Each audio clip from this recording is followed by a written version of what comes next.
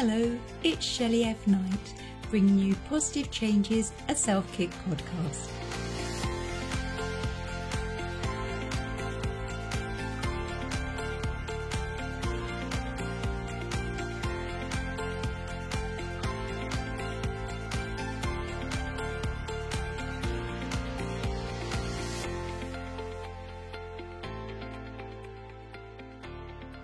Self-love is not shorthand for selfish love. Self-love is the power to truly love yourself. It is not a luxury, it's a necessity. However, it is a little like a muscle that you need to keep working on it to strengthen it. For me, self-love is the authentic acceptance of self. Not just a simple state of feeling good on the easier days when your hair looks right and you're nailing something. It's just an acceptance each and every day, even when you look like a bit of chewed string. It's that seed that helps you to start to grow and expand into all new, abundant areas of your life until you truly mature and blossom. No longer will you be a mushroom kept in the dark and covered in shite. You will truly bloom in the way which is right for you. Self-love is not a journey or a destination to perfection, as I do not believe there is anything such as perfection. As I say in my book, you're beautifully flawed. I'm going to dive straight in this week and read a chapter from my book called I Love You, which is about self-love. Mirror, mirror on the wall, who is the fairest of them all? What you think about yourself when you look in the mirror is believed to hugely determine the quality of the life you lead. Life is too short to be constantly at war with yourself. Hundreds and thousands of people have such unhealthy, critical relationships with themselves and then go on to view their life as a subject of great criticism too. Rather than learning to accept and love themselves, they look elsewhere to solve this negativity through anything but self-love. They will distract themselves with food, work, alcohol, technology, or the approval of others. I believe that whatever you feel about yourself on the inside is what you manifest and show on the outside. I have met so many people who do not like or love themselves and generally cannot stand their own company or the thought of being on their own. So off they head to find Mr. and Mrs. Right to do the job for them. Then, should Mr. or Mrs. Right tell them they love them, they don't believe or accept it. So they either cling to their words or their legs and keep seeking constant reassurance. Or they walk away from the relationship as the positivity feels just too much. And repeat. Head off to find the right partner, cannot accept being loved, relationship breaks down, and repeat. I believe that from a place of good self-love, our confidence grows and shines, and the self-belief comes. But how can we start to embrace self-love? Well, it'll be no surprise, I've got some suggestions for you. So first, let's explore self-care. Self-care is absolutely key in self-love. Caring for yourself and your basic needs. Just like in my book, Positive Changes, a Self-Kick book, I'm not suggesting or expecting massive overnight changes for a more positive life ahead. I just ask you to start creating small achievable changes. For example, daily healthy activities like nourishing food choices could be swapping just one meal a day to a healthier option. Exercise doesn't have to be an annual gym membership, it could just be a 5-minute yoga stretch in the morning. Stopping the phone scrolling that we do and roll over in bed instead to get a real proper night's sleep. Taking time to soak in the bath and see that negativity being washed away. These are all just bite-sized changes with no biting actually required, but they are bite-sized changes. And now for the next suggestion for you to get your teeth into. Needs, not wants. This is so connected to my suggestions in the first podcast on happiness, about how we should aim for a stable middle ground of happiness rather than the peaks and troughs through instant gratification.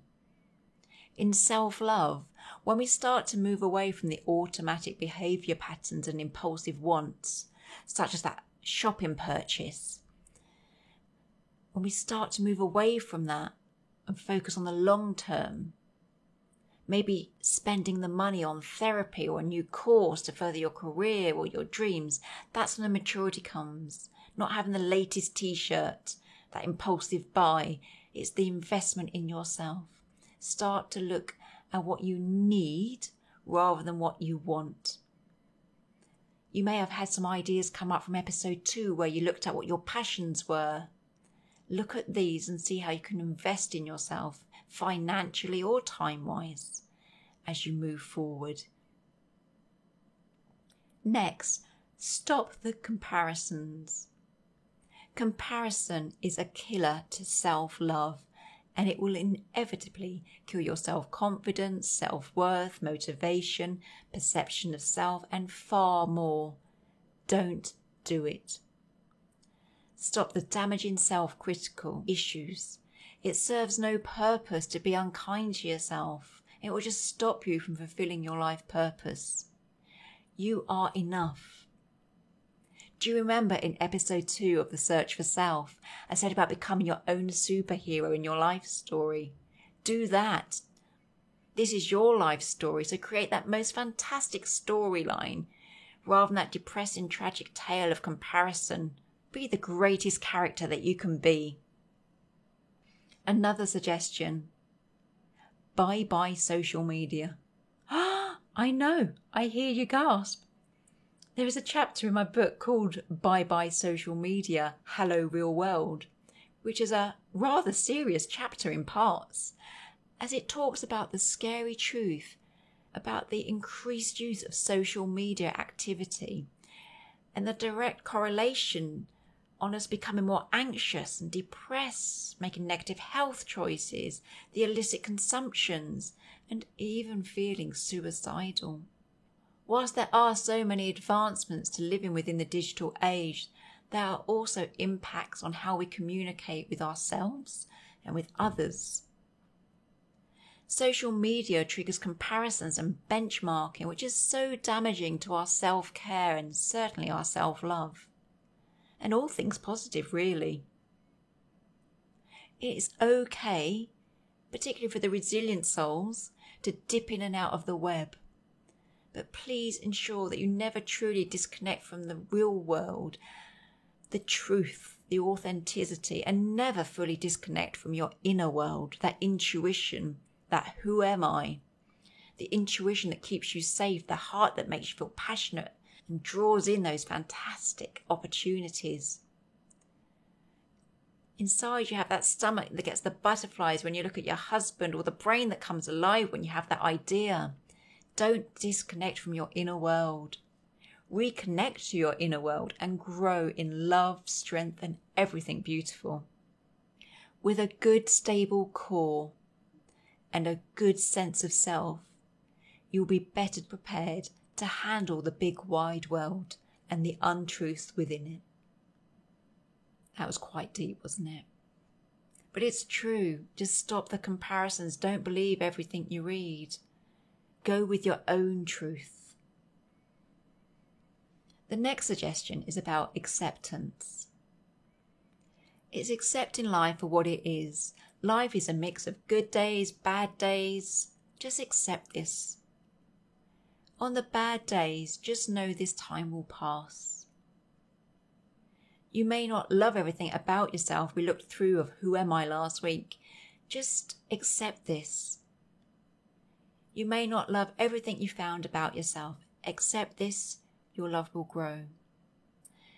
Sometimes in certain situations you may feel anxious or overwhelmed. Accept this. It's okay to not be okay. A loving relationship can turn into a cold and unhappy ending. accept this.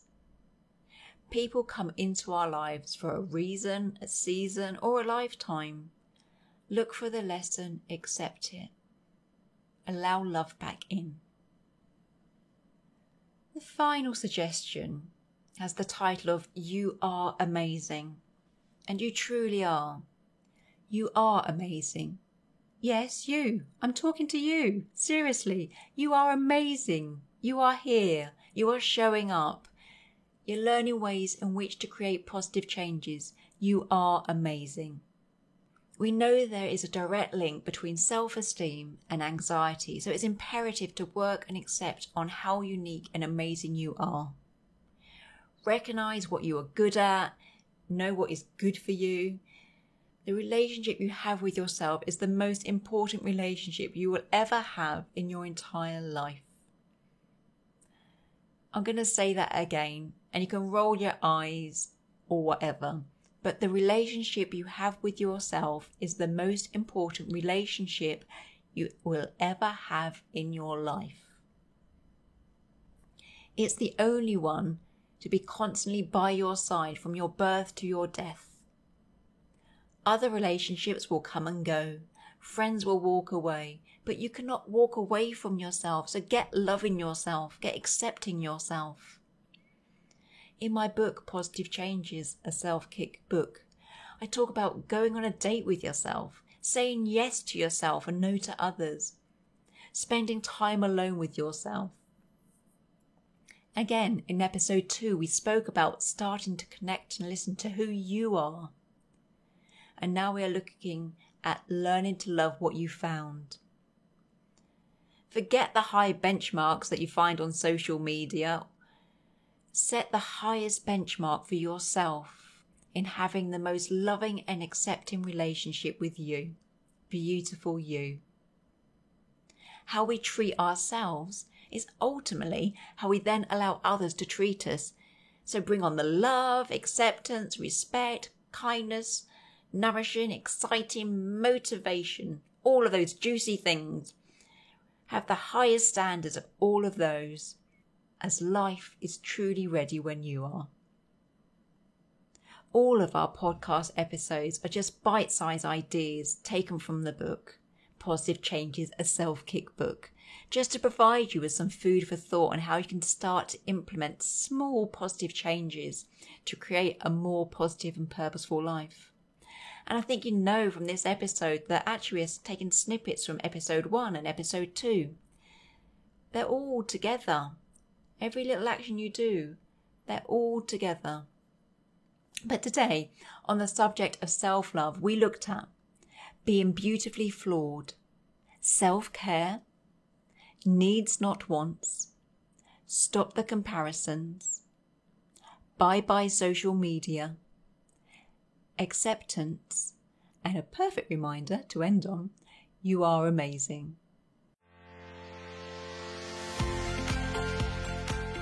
Until next week, keep creating those small positive changes. I've been Shelley F. Knight, and you've been amazing. Thank you for listening.